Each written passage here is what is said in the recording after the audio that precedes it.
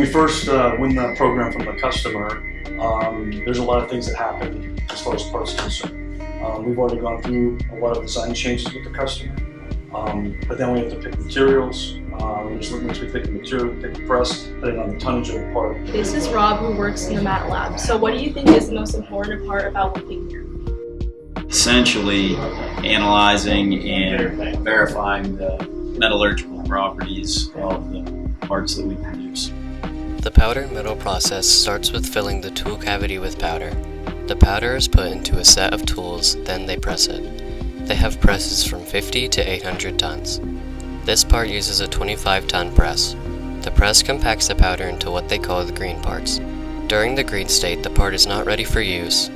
It has to go through the sintering process for it to be ready. Sintering is important because without this step, parts can break easily. Green parts are loaded onto the conveyor on the entry side. The atmosphere inside the sintering chamber is controlled and is a mixture of nitrogen and hydrogen. Parts move along the conveyor belt and the powder granules in the parts melt together. Once the sintering process is complete, the parts are now at full strength and cannot be broken. After sintering, parts are either ready to be assessed for quality or moved to secondary machining.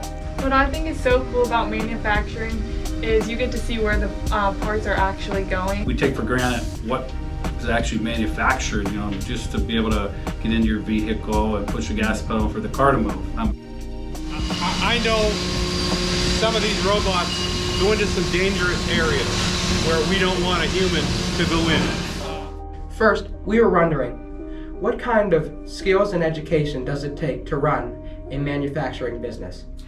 People that run businesses come from all different backgrounds,